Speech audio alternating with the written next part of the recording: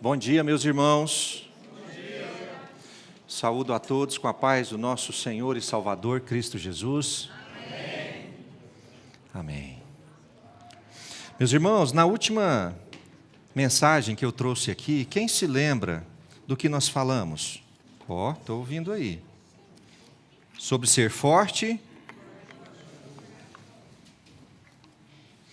E que nós vivemos num mundo que está tomado pelo medo. Vocês lembram disso? 6 em cada 8 pessoas vivem com medo. E nós vimos em Josué, capítulo 1, sobre sermos fortes e corajosos. Forte do ponto de vista emocional, mental, e corajoso o suficiente para vencer o medo. Na realidade, a coragem, ela é um antídoto para o medo. Quando o medo aparece, a coragem precisa ser aplicada. Se o medo aparece e a coragem não é aplicada, o medo vence. E desde aquela pregação, eu venho conversando com o Senhor. E perguntando ao Senhor, da onde vem tanto medo? Por que nós somos uma geração tomada pelo medo?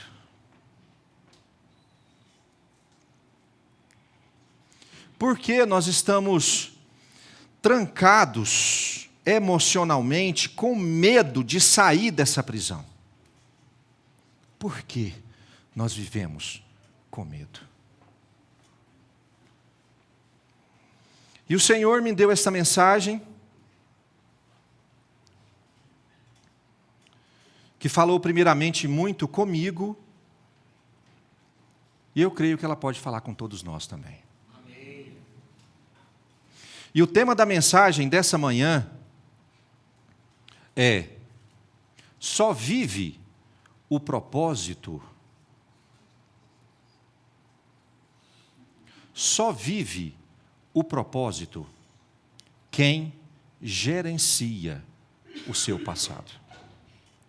Só vive o propósito quem gerencia o seu passado.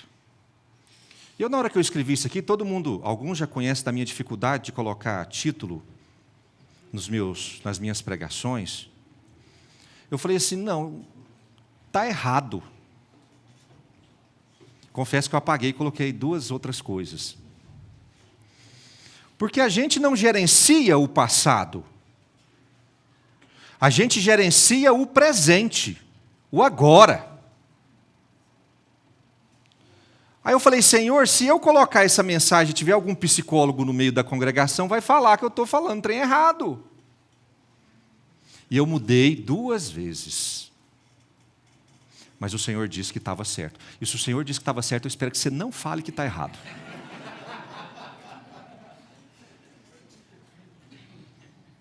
E o Senhor disse ao meu coração que o tema é esse mesmo.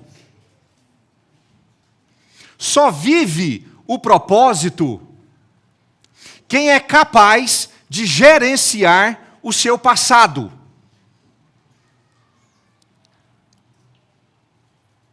E o nosso texto de introdução, eu vou pedir para todos abrirem nas suas Bíblias, está em Isaías, foi o texto que Deus me deu com relação a esse título. Isaías capítulo 43, verso 16. 43, verso 16, diz assim.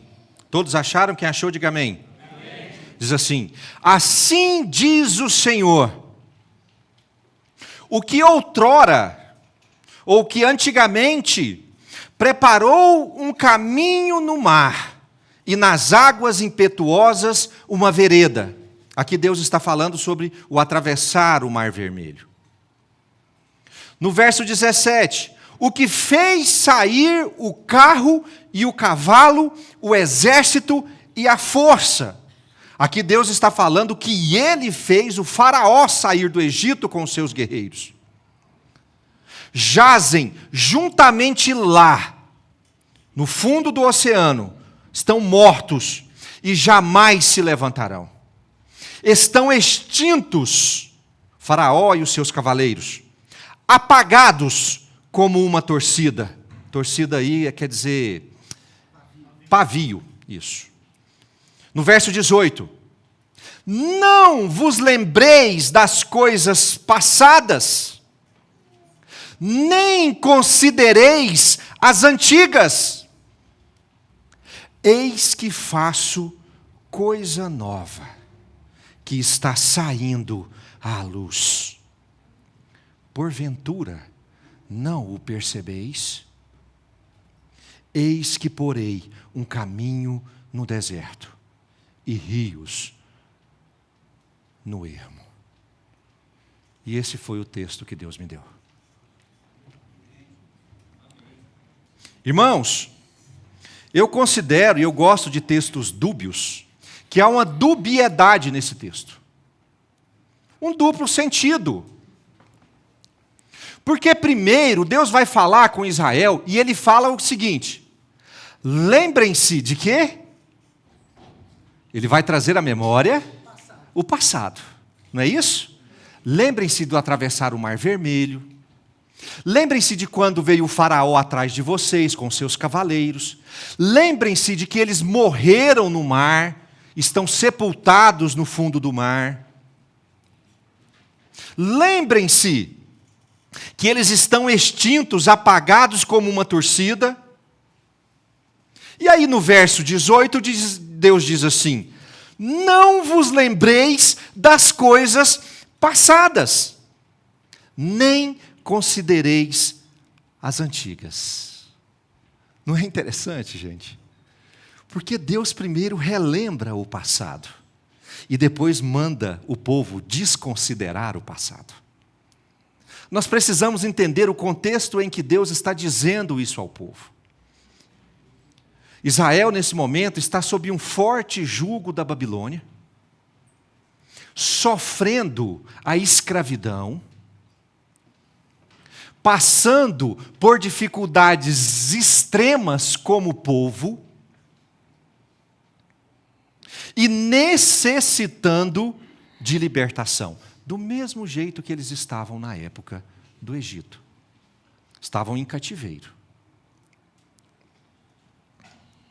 Então, o passado mais recente desse povo envolve situações muito complicadas e complexas. Israel estava sofrendo. Entretanto, Deus está trazendo à memória de Israel um outro tipo de lembrança. Lembrem-se do que eu fiz por vocês. Apesar das lembranças mais recentes, 1, 2, 3 gerações, serem muito difíceis, porque Israel havia sido levado cativo, Deus está incentivando que o povo gerencie as lembranças com relação ao seu passado. Ei, ai, ai. O que Deus está falando aqui e pedindo é para que o povo gerencie o que eles devem se lembrar. Lembrem-se disso, esqueçam daquilo. Você sabe como é que se chama isso? Gerência de memória. Deus está dizendo que está fazendo coisa nova, que está saindo à luz. E aí ele faz uma pergunta muito interessante, que diz assim: vocês não estão percebendo? E aqui vem o perigo para quem não consegue gerenciar as suas memórias. Aquele que é incapaz de gerenciar as suas lembranças, ele é incapaz de perceber o que Deus está fazendo agora. Quem não gerencia o seu passado é inabilitado para ver o presente e viver o futuro. Por isso Deus está falando, lembrem-se disso, esqueçam-se daquilo. Vocês não estão percebendo que eu estou fazendo coisas novas? Incapacidade de gerenciar o passado. E eu fiquei questionando a Deus, como eu disse aqui no começo, qual a raiz principal dos nossos medos? Irmão, por que nós somos uma geração que vive com medo? Você sabe por quê?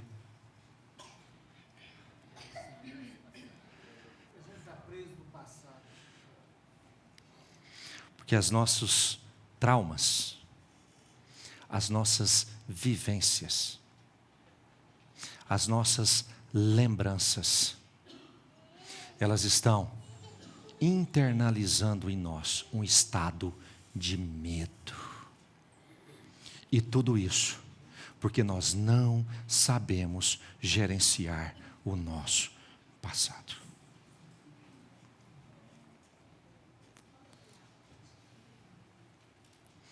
Considero muito importante a nossa capacidade de gerenciar na nossa mente a nossa história pregressa, considerando e desconsiderando experiências. Assim como Deus afirma no texto de Isaías, ocorreremos o risco de não perceber as novas coisas que Deus quer realizar nas nossas vidas. Nós corremos o risco de não perceber. Creio que Deus quer nos conduzir a um novo momento. Você crê nisso? Amém.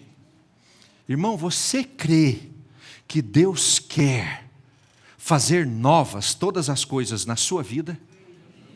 Não, está faltando convicção. Gerencie o seu passado aí e fale com convicção. Você crê que Deus quer fazer novas as coisas na sua vida? Amém. Para isso, nós precisamos nos preparar para gerenciar o nosso passado. Passados mal resolvidos geram presentes catastróficos e impossibilitam de vivermos o futuro que Deus deseja para cada um de nós. E muito disso está na nossa incapacidade de gerenciar o nosso passado. Eu imagino que se nós fôssemos escrever histórias dos nossos traumas, ai, ai, ai. Irmão, ia dar um livro bem feito. Só nessa congregação aqui hoje. Cada um vai ter um capítulo para escrever os seus traumas que você viveu na sua história. Irmão, ia sair cada história. O meu capítulo ia falar um trem para vocês, ia ser cabuloso. O seu capítulo também seria triste de se ler. As histórias que você viveu no seu passado. Vou te dar um capítulo para você escrever, os seus traumas. Irmão, ia ser uma historinha bonita, igual aquelas da Disney, com castelinho, princesa, príncipe. Seriam histórias bem feias. Eu creio que todos nós temos histórias do nosso passado, que eles não contribuem para o nosso futuro. E na realidade, o futuro que você tem em Deus vai depender da sua capacidade de gerenciar essa história. A sua capacidade de gerenciar a sua história vai determinar se você vai viver o seu futuro em Deus. E para a gente entender como isso funciona, essa questão de gerenciar o nosso passado, eu quero usar uma história de pano de fundo, bastante conhecida, que é o nosso texto base de hoje. Nós vamos nele do começo ao fim. Vou pedir para todos abrirem 1 Samuel, capítulo 17, verso 32. Eu quero entender essa história, essa prática, essa estrutura na prática de como que a gente gerencia o nosso passado. Eu vou usar um pano de fundo como exemplo. 1 Samuel, capítulo 17, verso 32.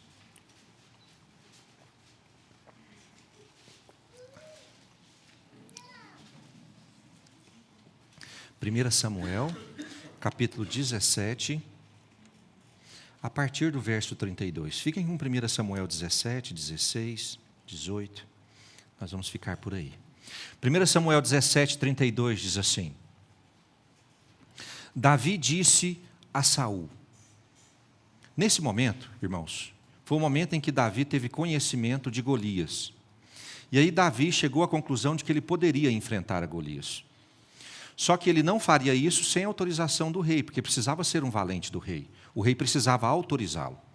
E aí Davi vai até Saul para convencer Saul de que ele pode lutar contra Golias. Essa conversa de Davi e Saul aqui, ela é muito importante, porque a gente vai entender o que está passando na cabeça de Davi. Porque o que se passou na cabeça de todo o exército de Israel, quando eles olhavam para Golias, era: eu não posso vencer esse gigante. Mas na cabeça de Davi está a ideia de que eu vou vencer esse gigante. E quando ele vai convencer a Saul, ele deixa sair da mente dele o que ele está pensando. E eu acho muito interessante a forma como Davi vai convencer Saul de que ele pode vencer Golias. Diz assim, verso 32. Davi disse a Saul: não desfaleça o coração de ninguém por causa dele. Teu servo irá e pelejará contra o filisteu. Ele está falando para Saul: fica tranquilo. Rei, fica de boa, deixa que eu resolvo. É isso que ele está falando. Aí Saul responde, verso 33. Contra o filisteu não poderás ir para pelejar com ele. Qual foi a resposta que Saul deu para Davi? Você não vai não. Está doido. Você é moço. E o Golias é guerreiro desde a sua mocidade. Respondeu Davi a Saul. Aqui vem o que ele está pensando. Respondeu Davi a Saul: teu servo apacentava as ovelhas de seu pai, quando veio um leão ou um urso e tomou um cordeiro do rebanho. Eu saí após ele e o feri e o livrei, o cordeiro da sua boca. Levantando-se ele contra mim, agarrei-o pela barba e o feri e o matei. O teu servo matou tanto o leão como o urso. Este incircunciso filisteu será como um deles, porquanto afrontou os exércitos do Deus vivo. Disse mais Davi: o Senhor me livrou das garras do leão e das garras do urso. Ele me livrará das mãos deste filisteu. Então disse Saul a Davi: vai-te, e o Senhor seja contigo. Eu acho muito interessante esse poder de convencimento, porque tinha muita coisa em jogo. Porque se Davi perde a batalha, o exército de Saul teria que se submeter aos filisteus. E Davi conta essa história. Eu acho que eu não li com o poder de convencimento, porque eu, no lugar de Saul, se ele me conta essa história, eu não sei se eu estaria convencido para deixar Davi ir. Porque Davi era franzino, jovem, não tinha experiência nenhuma de batalha. Nós estamos falando de uma batalha, ele está dando experiência de luta com leão e urso. Ele ia lidar com espada. Mas Saul foi convencido pela forma como Davi explicou. Davi estava convencido que venceria Golias porque ele venceu o leão e o urso. Davi então se lembra das vezes em que enfrentou esses animais sem armas nas mãos. E baseado nessa lembrança, convence Saul a deixá-lo lutar. Gente, memória. Saul podia ter falado para ele assim, faz uma demonstração de como você fez. Faz aqui, traz um leão, me mostra como é que você faz para eu ficar mais convencido. Não, o que Saul recebeu naquele dia foi nada mais, nada menos do que uma memória, uma lembrança. Veja que temos apenas uma história para convencimento do rei Saul. Temos um quadro do que se passa na mente de Davi nessa situação. Gerência de passado. Você sabe o que Davi lembrou? Das vezes em que ele lutou com o leão e o urso, e ele venceu o leão e o urso sem ter armas nas mãos. Foi isso que Davi lembrou. Será que a história de Davi era tão gloriosa assim? Será que não havia coisas no passado de Davi que comprometesse a luta dele contra Golias? Ou que comprometesse o entendimento dele viver o propósito? Quando Davi é instigado a enfrentar um desafio, a lembrança que ele traz, sabe, é uma lembrança de vitória. Mas será que era só isso que ele tinha na cabeça dele? Só vitória, igual aqueles crentes animados, né? Irmão, como você está? Só vitória, só vitória. Será que é um passado tão glorioso assim? Será que ele não tinha nada para se lembrar, além das grandes vitórias que ele havia tido sobre os 2 animais? Ou será que determinadas coisas foram desconsideradas? Assim como Deus disse lá. Para entendermos melhor sobre a gerência do nosso passado, eu quero estudar com vocês 3 capacidades muito importantes que nós vemos na vida de Davi. 3 capacidades para te ajudar a gerenciar o seu passado. A primeira delas é a capacidade de desconsiderar o que compromete o seu presente e o seu futuro. Será que Davi apresentou isso? Vamos em 1 Samuel, capítulo 16, verso 6.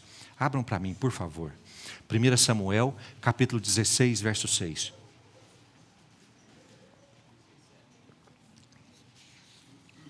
Está aí pertinho, está fácil, né? Todos acharam? Aqui, gente, o rei Saul tinha feito um monte de besteira e Deus havia determinado: eu vou levantar um rei que seja escolhido meu. E Deus fala com o profeta para ele ir até a casa do pai de Davi, porque lá Deus escolheria o novo rei de Israel. E esse momento é o momento que o profeta chega na casa do pai de Davi. E diz assim, verso 6. Sucedeu que, entrando eles, aí o profeta chegou na casa do pai de Davi, não falou que era uma escolha para o rei, porque senão pareceria que eles estavam, como é que fala quando vai contra a coroa? Motim contra o rei. Ele não mencionou que era a escolha de um novo rei, ele mencionou um sacrifício. E falou: traga todos os seus filhos. Eu quero ver todos os seus filhos, porque deles eu vou ungir alguém. Não falou para que era. Eu vou ungir alguém importante.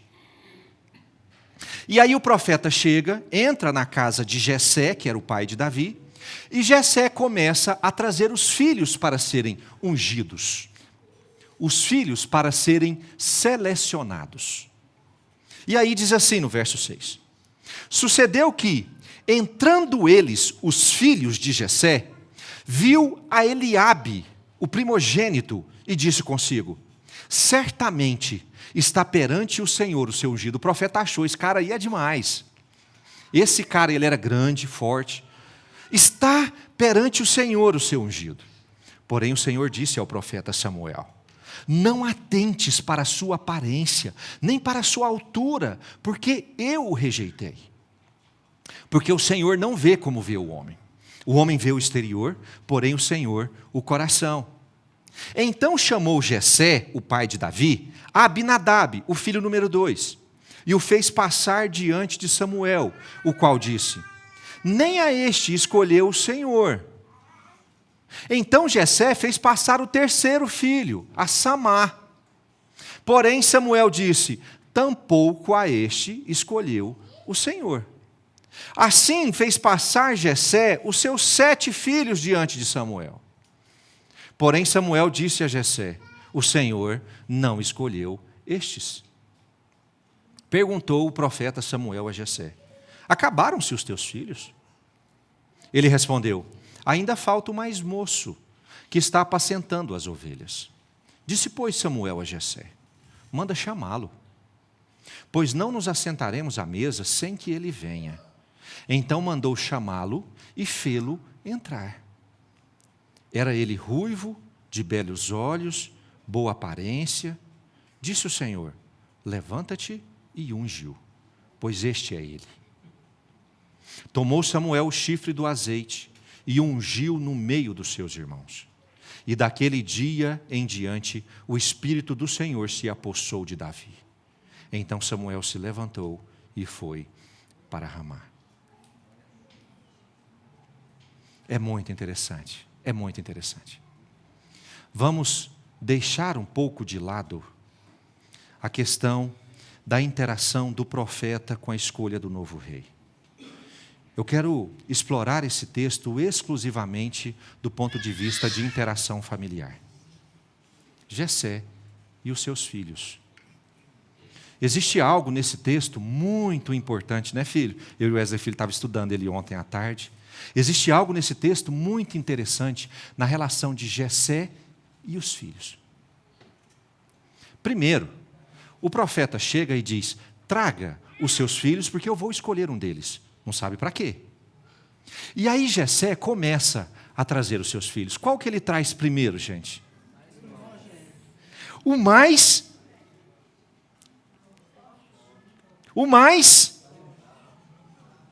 o quê, gente? O mais alto, o mais forte, aquele que o pai considerava ser o que ele tinha de melhor. E aí entra Eliabe, o filho mais velho, que era forte, alto. Hora que o profeta viu Eliabe, o profeta já pensou igual Jessé. É esse. Capaz que entrou tipo o Paulo César assim. Entrou aquele homão forte. As pegadas dele chegavam a tremer o chão. Chegou assim. Hora que o profeta viu, falou assim: é esse. Tem certeza que é esse. Aí Deus fala com ele: não é esse. Aí nós temos a primeira exclusão. Aí Jessé chama o top 2. Quem que é o top 2? Abinadab. A Bíblia não diz sobre especificações físicas dele, mas devia ser um pouco menos do que Eliabe. Eu estou falando o nome certo? Eliabe mesmo? Eu me confundo nesses nomes. Talvez um pouco menos, mas também era. Aí, a hora que chega o top 2, o profeta olha para ele e fala o quê? Não é esse. Aí Jessé fala: ixi, vou trazer o terceiro, que eu considero que pode ser escolhido. E aí ele chama Chamá. Aí entra Chamá, o top 3 de Jessé. E aí o profeta olha para Chamá e fala: também não é esse. Aí Jessé, gente, fica sem os tops dele. Aí você sabe o que ele fala? Entra o resto. Entra o resto.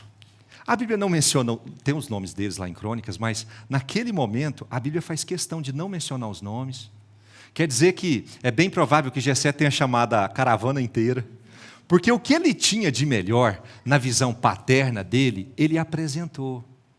E aí ele chama, tem muita discussão sobre se eram 7 ou 8 filhos. Eu vou considerar nesse texto especificamente sobre como 8 filhos, 7 mais Davi. E aí ele chama o resto, o profeta olha o resto e fala: não são esses. Gente, e acabou. Aí fica aquele clima assim de: e agora? O profeta recebeu aqueles que Jessé enviou, certo, pastor Daniel? Aqueles que Jessé considerava que poderiam ser os escolhidos, e acabou as opções. Aí o profeta olha para Jessé e pergunta assim: como é que é a pergunta lá? Acabaram-se os teus filhos? Porque não tem opção entre os 7. Aí Jessé,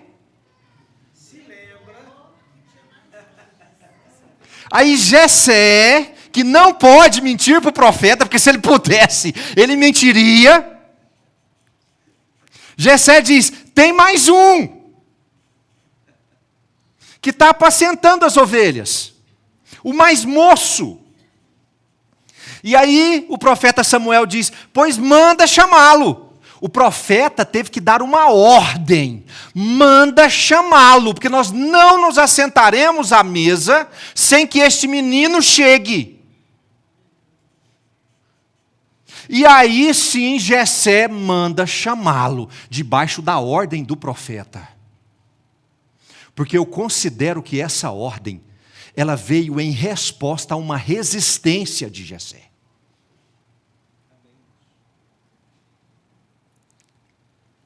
Agora, gente, nós temos 2 escalões de filhos na cabeça. Eu estou falando do ponto de vista familiar. Na cabeça do pai, de Jessé. Nós temos 2 escalões aqui. O top 1, top 2, top 3. E o resto. Onde que Davi está? Onde que Davi está, irmãos? E tem um negócio no texto. O texto diz assim: a hora que Jessé pergunta, Samuel pergunta, Jessé responde: ainda falta o mais moço. Tem um detalhe com relação ao mais moço aqui que não está explícito no texto. A palavra moço do texto não diz respeito à idade. Não tem nada a ver com idade. O tradutor colocou o mais moço do ponto de vista cultural. Porque era assim, gente, naquele tempo, o primogênito era o mais importante. O primogênito mandava em quem? Em todos. O segundo mandava no terceiro, o terceiro mandava no quarto, o quarto mandava no quinto, o quinto mandava no sexto, o sexto mandava no sétimo, e o sétimo mandava em quem? Nas ovelhas. Nas ovelhas. Geralmente era o caçula que era escolhido para ser o pastor das ovelhas. Era quem ele podia dominar, só as ovelhas. E existe um ponto de vista cultural que aquele que é mais jovem, aquele que é o mais moço, dentro daquela cultura familiar, ele é o menos importante. Por isso nós precisamos entender o significado da palavra mais moço dita por Jessé, que vem do hebraico katon, que significa pequeno, insignificante, diminuto, reduzido significativamente. Ele não está falando de uma escala de idade, ele está falando de uma escala de valor. Tem ainda um que não tem valor nenhum para ser apresentado diante do profeta que está cuidando das ovelhas. Isso dito pelo pai. Irmãos, isso é trágico. O pai de Davi o desconsiderava tão profundamente, que quando foi chamar os irmãos para se apresentarem diante do profeta, ele sequer foi chamado. Esse não vai ser escolhido, porque ele não vale nada. Isso mostra muito da consideração de Jessé com relação a Davi.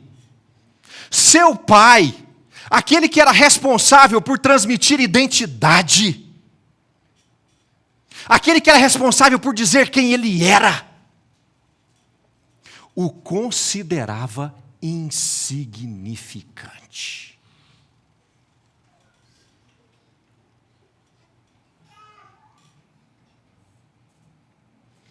Quando os homens de Saul estão em guerra, você sabe quem vai para a guerra, irmãos? Da família de Jessé. Você sabe quem que Jessé manda como guerreiro para ajudar a Saul? O top 3. Os 3. Eliabe, me ajuda com outro nome aí que eu não... Abinadab e Chamar. Samar, né? Não tem SH não? Ah, sim, desculpa, Samar. Manda o top 3. Você sabe o que Davi fica responsável por fazer?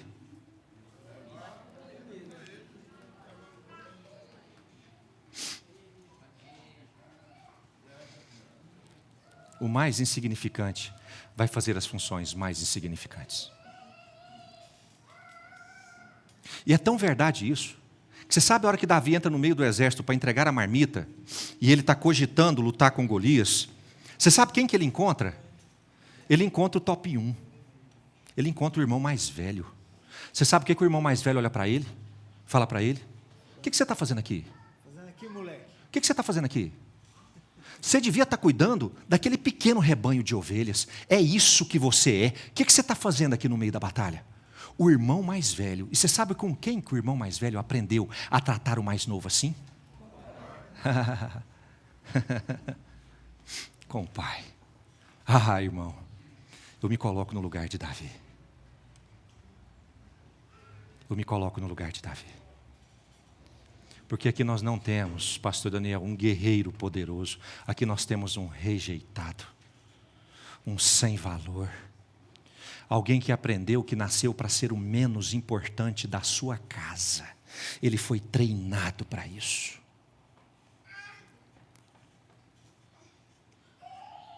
Imagino que este tipo de rejeição possa ter promovido no coração de Davi. Nenhum irmão foi chamá-lo para receber o profeta. Nem seu próprio pai o mandou chamá-lo. Davi não era importante e valioso o suficiente. Talvez o pai quisesse esconder Davi a todo custo, porque tinha vergonha dele, o menino ruivo.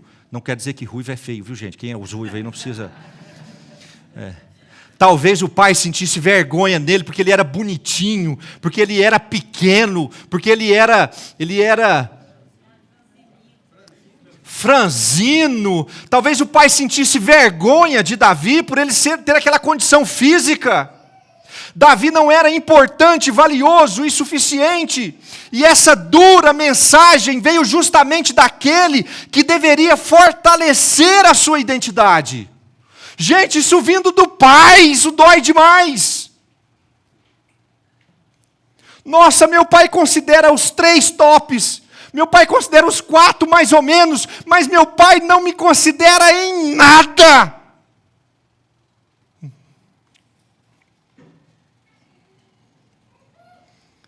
E eu acho muito interessante Davi ter encontrado seu irmão mais velho naquele dia, porque ele está indo para conversar com Saul. Ele está indo para convencer Saul de que ele quer lutar. E você sabe quem que ele encontra, Fábio?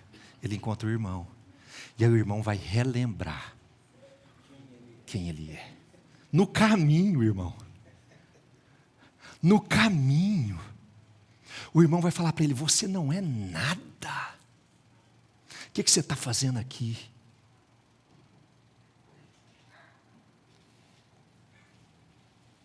Entretanto, na conversa com Saul, nós não vemos resquício nenhum dessa rejeição. Davi não chegou diante de Saul e falou assim: rei,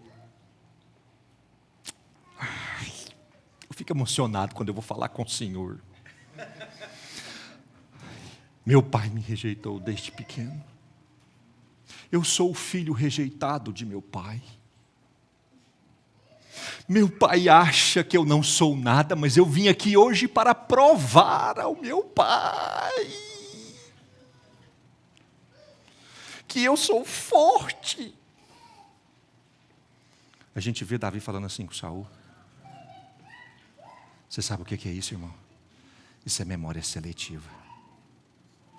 O passado de Davi não era glorioso. Davi nasceu, viveu debaixo de rejeição. Mas quando ele precisa dar de frente com o seu propósito, só sobra na mente dele o passado de vitória. Isso é o que Deus está falando em Jeremias.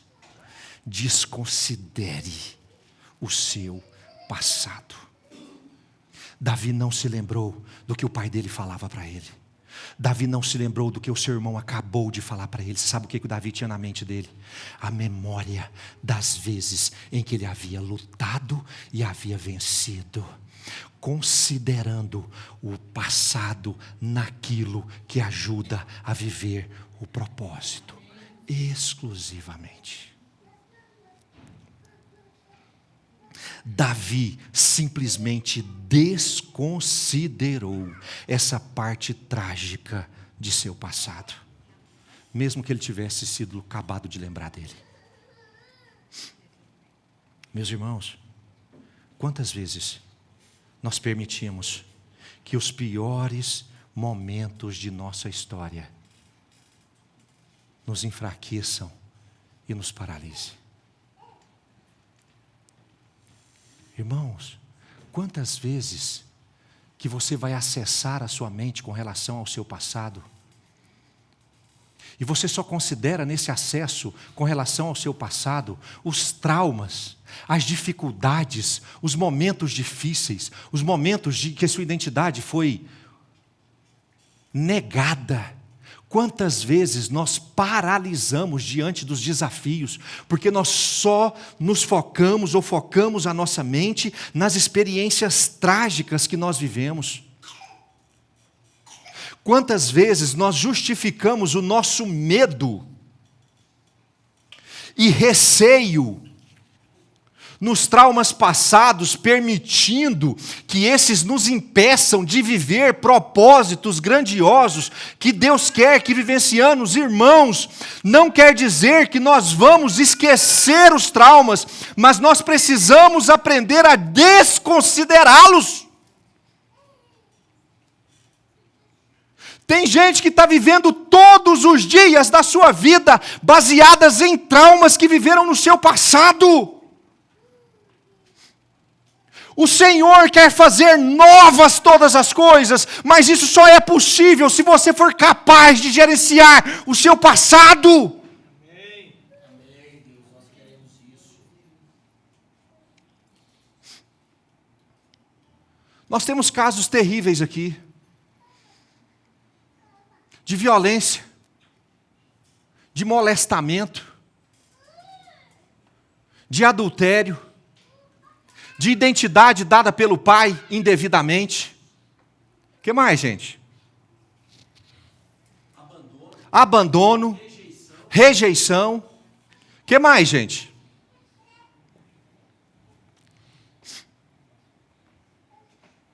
Se você falar, não quer dizer que você tem isso não, mas pode só falar. O que mais, gente?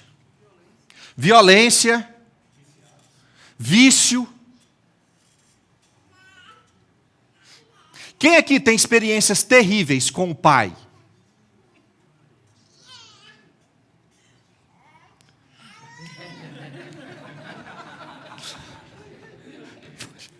É bom ele pegando na minha perna assim.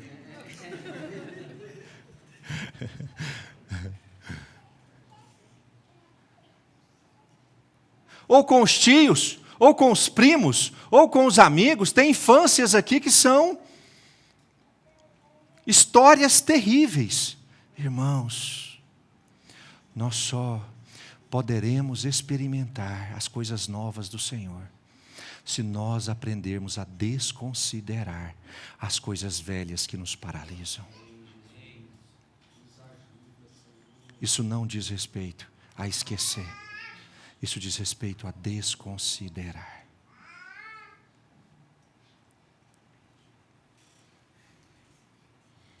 Havia um exército do lado de fora daquela tenda, daquela conversa aquele dia, tomado pelo medo, incapaz de enfrentar o seu desafio.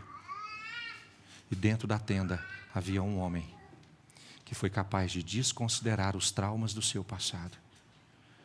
E por mais que o pai dissesse que ele era fraco, que ele era franzino, que ele não faria nada importante, ele estava pronto para desconsiderar esse passado traumático, para viver o novo futuro que Deus tinha para ele. E eu preciso aprender com Davi. Eu só posso viver o futuro que Deus tem para mim, se eu for capaz de desconsiderar aquilo que eu vivi no meu passado. Se o seu passado te assombra, é impossível que você viva o futuro que Deus tem para você. É tempo de exorcizar os traumas. É tempo de declarar perdão por aquilo que nos machucou. É tempo de liberar aqueles que nos machucaram. É tempo de nos esvaziar dessas lembranças que insistem em vir na nossa mente em todo o tempo. É tempo de desconsiderar os traumas que nós vivemos. Deus está nos chamando para que nós gerenciemos o nosso passado.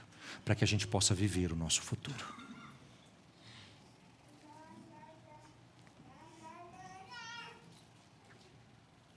Irmão, o que do seu passado precisa ser desconsiderado hoje? Feche seus olhos. O que do seu passado precisa ser desconsiderado hoje? Deixa o Espírito Santo falar com você. Tem algo do seu passado que está impedindo de você viver o futuro que Deus quer? A palavra novo não faz nenhum sentido para você, porque você só vive baseado no velho. Deixa o Espírito Santo falar com você.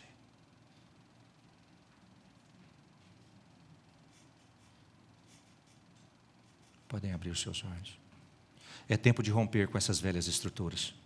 Você não pode ter tido domínio sobre as coisas que aconteceram com você. Eu sei que você é vítima. Eu sei que você não sabia como reagir. Eu sei que você não tinha domínio sobre essas coisas. Mas Deus está te dando total domínio hoje sobre o quanto essas coisas irão te afetar. Na época você não tinha domínio sobre o que estava te acontecendo. Mas Deus está te dando domínio hoje para você desconsiderar essas lembranças. Naquela época, você estava dominado. Hoje, Deus está restabelecendo o domínio sobre a sua vida. Jeremias, Lamentações de Jeremias, capítulo 3, verso 17, está na TV, diz assim, olha o que o profeta está dizendo. Verso 17. Afastou a paz de minha alma. Eu me esqueci do bem.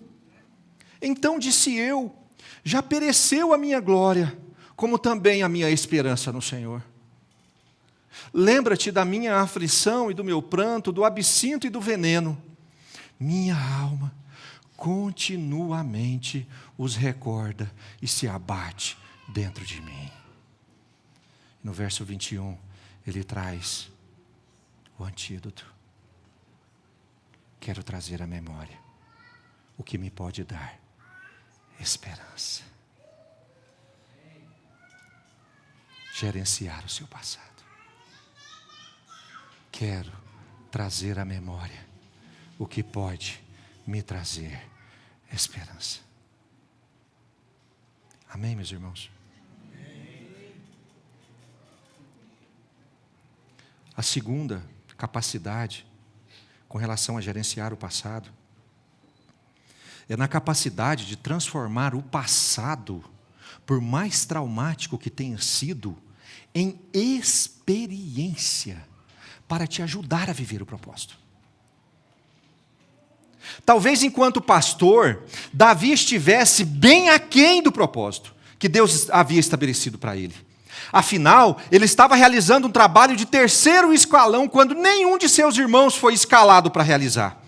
Davi poderia viver esse tempo com espírito de amargura e dor. Ah, mas que ruim que eu estou aqui apacentando ovelha. Eu queria estar na guerra. Eu não queria estar com esse serviço que é para quem não tem importância. Eu queria estar fazendo um negócio melhor. Entretanto, ao ser questionado sobre suas habilidades de guerra, comparação entre Golias e Davi que Saul fez, Davi consegue extrair a experiência que ele havia ganhado no tempo da rejeição. Ah, gente. Isso é extrair, como é que é o ditado? Extrair o quê? É pegar o limão e fazer uma limonada. Bem docinha, né, Luli?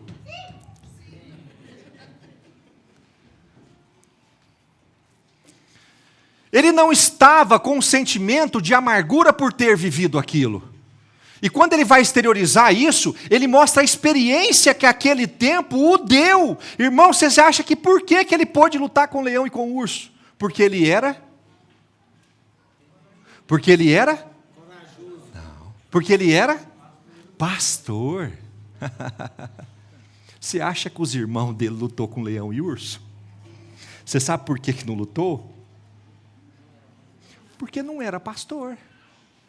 Aí ele chega e de toda aquela situação que ele está vivendo, sendo pastor de ovelhas, realizando um trabalho que não é tão importante, ele extrai daquele momento a experiência suficiente para convencer a Saul de que ele pode lutar contra Golias. Que coisa mais sem pé nem cabeça.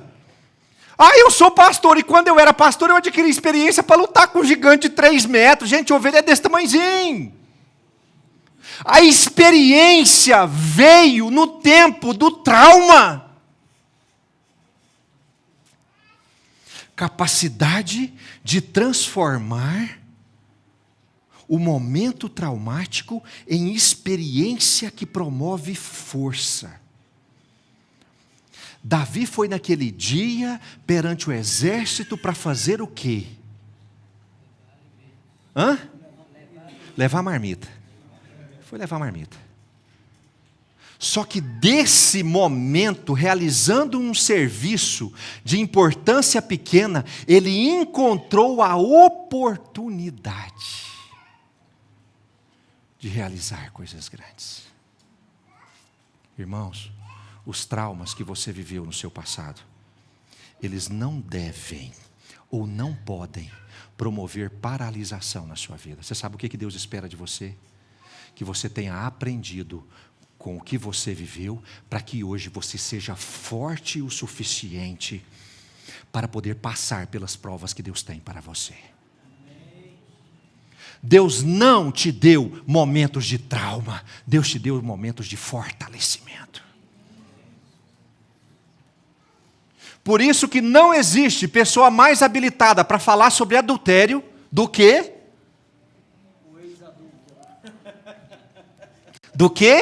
um adúltero arrependido. Não é isso, gente?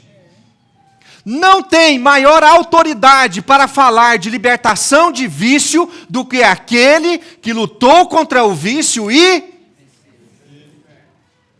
Não existe uma pessoa com maior autoridade do que aquele que foi rejeitado e depois recebeu uma nova identidade da parte de Deus. Ele tem autoridade para falar. Deus, quando Ele permite que nós passemos por certas coisas, Ele não está promovendo ali destruição, Ele está promovendo aperfeiçoamento, te tornando forte. Irmão, o molestamento que você passou na sua infância, não foi para te destruir como adulto, foi para te deixar forte hoje.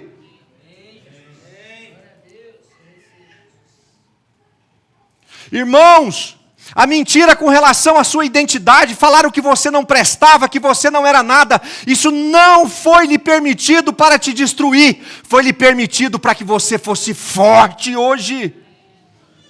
Então por que você está andando cabisbaixo como alguém que foi destruído pelo trauma? Entenda que o Senhor estava te construindo e não te destruindo. Mesmo assim, Davi enxerga nesses momentos que adquiriu a experiência necessária para viver o propósito. Em outras palavras, ele está dizendo: eu aprendi a ser forte e corajoso como pastor de ovelhas. O tempo como um pastor não gerou murmuração em Davi. O leão e o urso não traumatizaram Davi. Gente, na hora que ele viu de frente com o leão, que o leão investiu nele, aquilo foi confortável? Será que ele não machucou?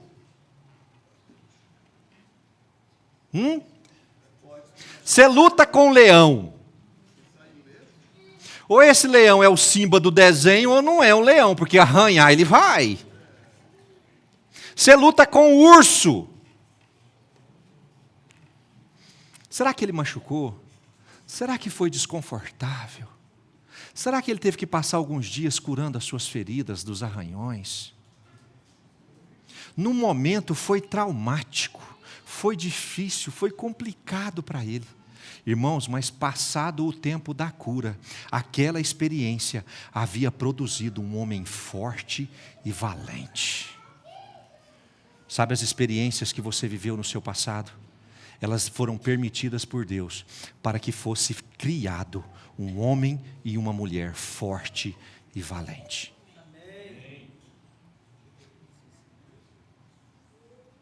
Você se considera hoje mais destruído pela sua história ou mais forte por tê-la vencido? Você lambe mais as suas cicatrizes ou você as mostra como prova de vitória? Filipenses capítulo 4, verso 11, está ali. Diz assim: digo isto não por causa da pobreza, porque fiz o que, gente? Aprendi a viver. Isso é muito importante. Eu aprendi a viver. Contente em toda e qualquer situação. Tanto sei estar humilhado. Isso é bom, gente? Como também ser honrado. De tudo, em todas as circunstâncias, já tenho, tanto de fartura como de fome, assim de abundância como de escassez. Tudo posso naquele que me fortalece. Deus não quis jamais criar homens e mulheres traumatizados pelo seu passado. Deus quis criar homens e mulheres fortes pelas experiências que viveram. Chegou diante de Saul aquele dia um homem forte, porque aprendeu a ser um bom pastor de ovelhas.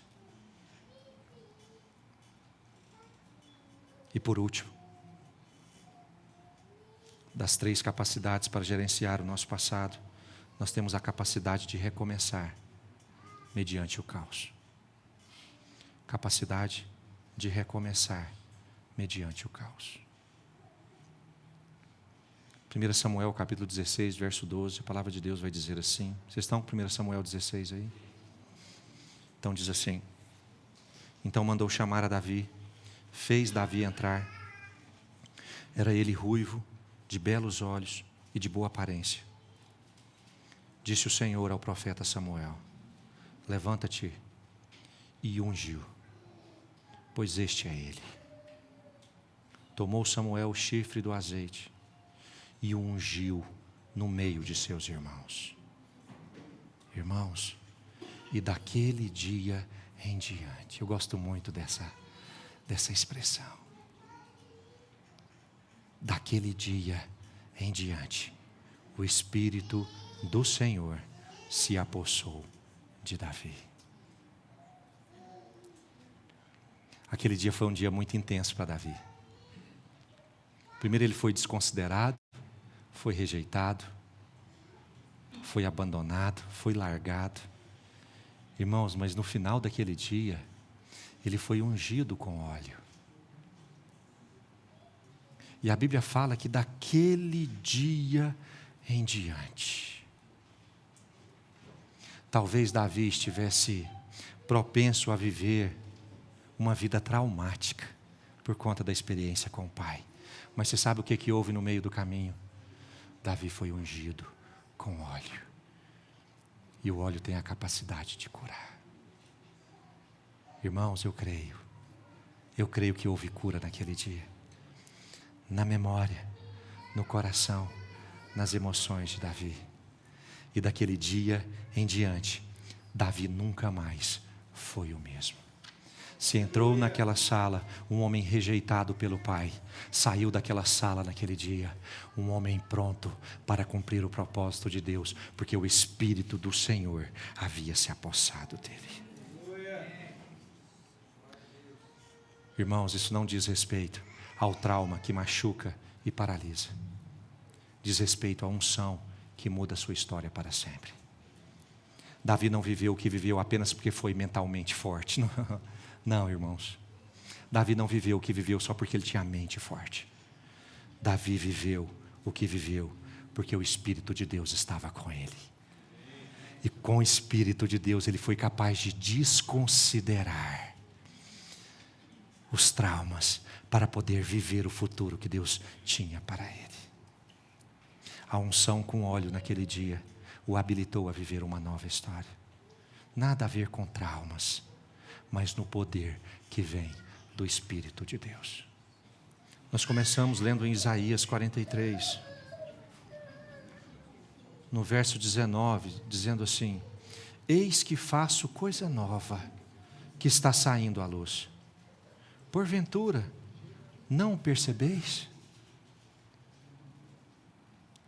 Em Apocalipse 21, verso 5, Jesus diz assim: e aquele que está sentado no trono disse: eis que faço novas todas as coisas. Irmãos, vocês não estão percebendo que o Senhor quer nos dar um propósito novo, um novo momento, um novo futuro, uma nova história. O Senhor quer fazer novas todas as coisas. É tempo de gerenciar o nosso passado. Por isso, se há algo no seu coração que você sente, que insiste em te prender, você está aprisionado ao medo, você não consegue viver o propósito porque a sua história é difícil, é complicada. Você está paralisado diante das suas lutas, porque tudo que você viveu até aqui só te convence de que você não é nada, de que você não tem valor, de que você não é importante, de que você não vai realizar nada. Irmão, se a sua história está te trazendo esse convencimento, o Espírito do Senhor quer descer sobre a sua vida hoje. O Espírito do Senhor quer fazer novas todas as coisas, para que desse dia em diante você possa viver o propósito de Deus na sua vida. Anjos te louvam, os anciãos se prostram.